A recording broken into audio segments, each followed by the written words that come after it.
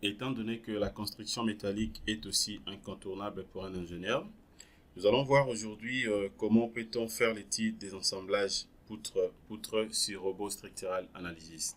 Voilà, donc c'est ce que nous allons voir tout de suite, de manière à ce que vous puissiez comprendre que la construction métallique aussi est très important, c'est vraiment indispensable pour un ingénieur.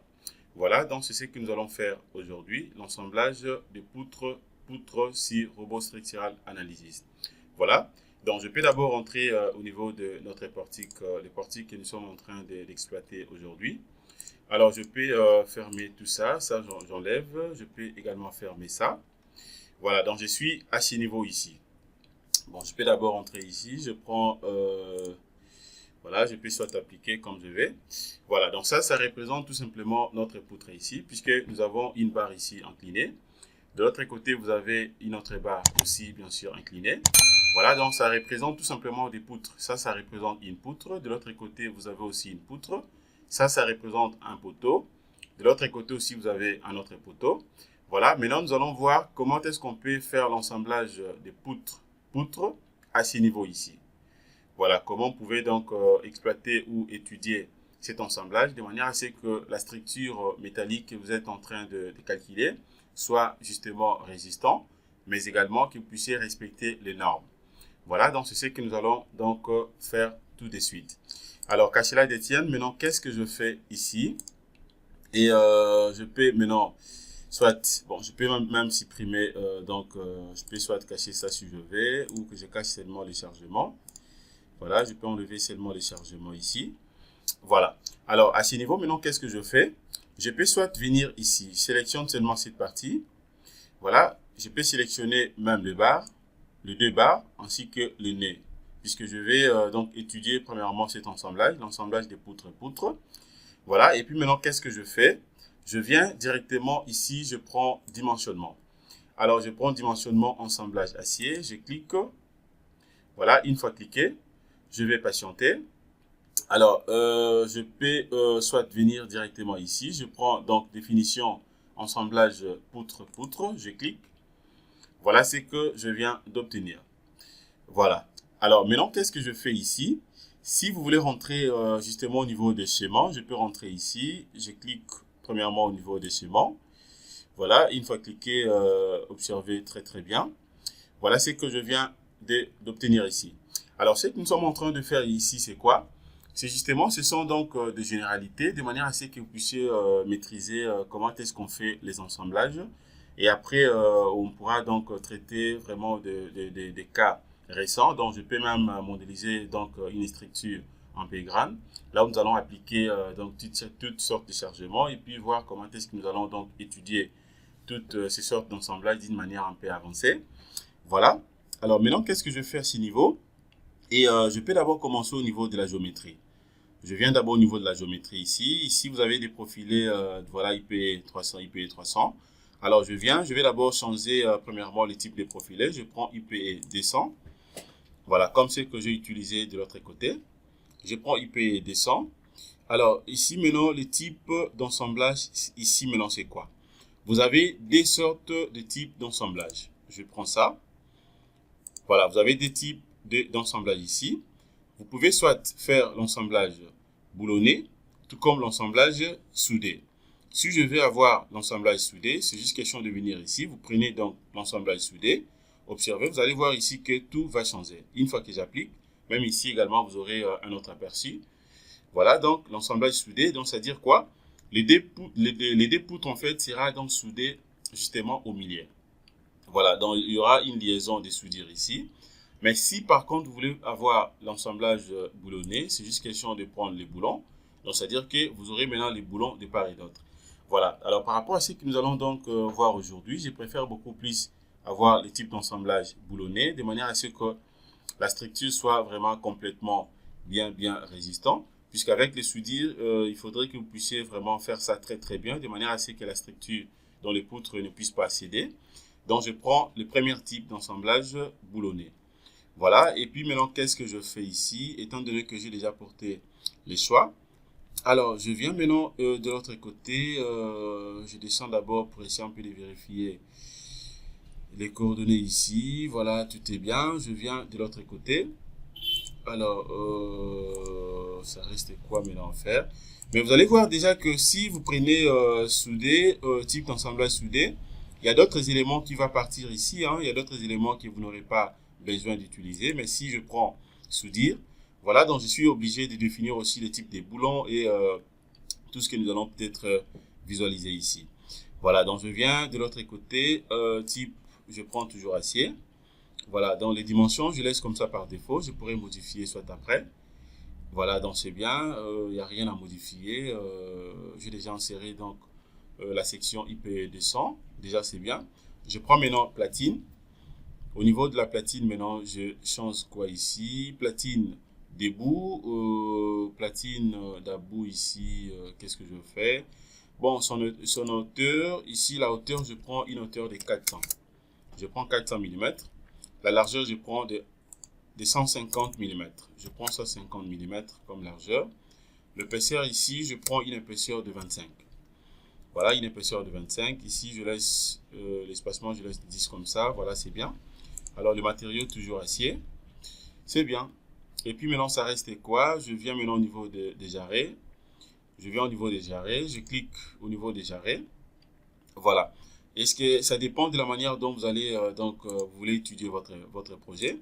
Est-ce que vous voulez avoir des renforts supérieurs verticaux, voilà, ou des renforts de l'autre côté, donc de part et d'autre. Alors, si vous voulez avoir des renforts justement donc du côté vertical, bien sûr en amont, donc à gauche tout comme à droite, c'est juste question de venir définir le type de renfort que vous voulez avoir ici. Vous cliquez juste à côté. Est-ce que vous voulez avoir le type de renfort sous forme de réducteur? Par exemple ça, c'est-à-dire que vous voulez avoir les renforts sous forme de réducteur, vous prenez.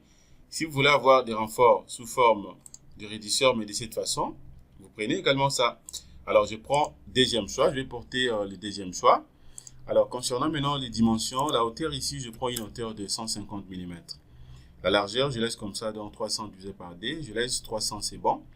Et dans la longueur plutôt, je laisse 300. La largeur, je prends 100. Déjà, c'est bon. Je laisse comme ça par défaut. Voilà. De l'autre côté aussi, je vais faire la même chose. Je prends toujours 150. Toujours 150.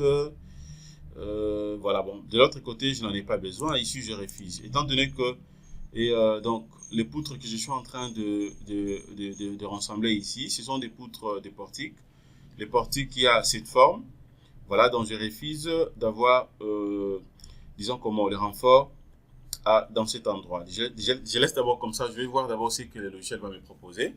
Si carrément cela ne me convient pas, c'est là où je peux soit insérer ça. Voilà, mais dorénavant, je laisse ça d'abord comme ça. C'est bon, et puis je descends maintenant ici, platine supérieure. Est-ce que vous voulez aussi avoir des platines supérieures? Donc, au-dessus des renforts que vous venez donc d'insérer. Si vous voulez avoir ça, c'est juste question de définir et vous définissez directement donc sa largeur ici. Je prends une largeur de 200 et de 200 ici je prends de 100. 200 divisé par D, je prends 100. L'épaisseur, je laisse comme ça 10. Voilà. Et de l'autre côté ici, je n'en ai pas besoin. Étant donné que j'ai refusé pour les renforts, ça aussi, le platine aussi inférieur, je refuse. Je vais avoir ça seulement à la partie supérieure. Alors, je prends maintenant les boulons. Les boulons, maintenant ici, qu'est-ce que je fais? Les boulons, les diagrammes, premièrement, pour les diagrammes, voici les diagrammes, disons, comment les diamètres que vous avez par défaut. Vous avez plusieurs types de diamètres, diamètre 16, ainsi de suite. Alors, je prends diamètre 14, donc je prends d'abord 14. Les classes ici, ça dépend quel type, je laisse comme ça par défaut. Les plans de cisaillement, partie non ficelée ou partie ficelée. Voilà, je prends partie non ficelée. Disposition ici, nombre de colonnes, je laisse comme ça, nombre de rangées, 1, 2, 3, 4, 5, bon je veux que ça soit un peu différent, puisqu'à la partie supérieure ici, je vais avoir 3, oui c'est bien, puisque c'est là où je crains beaucoup plus, à la partie inférieure même 2 c'est bon, ou carrément si je prenais de l'autre côté 2, bon je laisse comme ça 5, je laisse d'abord comme ça c'est bien. Et ici, je n'ai rien modifié. Je laisse comme ça tout par défaut. Au niveau des soudures, est-ce que vous voulez compléter aussi quelques Vous voulez avoir aussi quelques soudures ici. Soudure d'angle de la poutre ici 8 mm. Soudure d'angle des renforts 5 mm. Bon, je laisse comme ça par défaut. Alors, paramètres réglementaires, je n'ai rien à modifier. La méthode, je laisse toujours la méthode plastique. Voilà, et puis c'est tout. Hein. Voilà, je rentre d'abord au niveau des arrêts pour essayer un peu de voir. Bon, je peux d'abord lancer les calculs. Je pourrais voir si ça ne marche pas, je peux changer comme je vais. Alors, je viens directement appliquer. J'applique. Et je clique sur OK. Je vais vérifier d'abord ici ce que je viens d'obtenir ici. Voici ce que j'ai ici. Voilà, tout ça. Je vérifie aussi de l'autre côté. Voilà, donc est-ce que c'est bon? Voilà, c'est quand même bon. Je laisse comme ça. Voilà, je rentre au niveau des schémas. Et puis, je lance les calculs. Je lance d'abord les calculs pour voir d'abord ce que j'aurai. Voilà, donc c'est bon. Le ratio est 0,88. Donc, c'est bien. Voilà donc comment est-ce que je viens d'utiliser, donc de faire l'assemblage de poutre. Donc, c'est très très simple. Vous avez tous les éléments ici. C'est juste question de défiler. Vous allez vérifier le tout. Vous avez les distances de calcul, ainsi de suite. Vous avez tous les éléments. Tout est vérifié. Tout est vérifié. De l'autre côté, vérification de la poutre. La remarque. Boulon face à la semelle est trop proche de la semelle. Donc, voilà, c'est à peu près... Ça fait 200 mm inférieur à 21. Boulon face à la semelle ou trop proche de la semelle. Voilà, bon.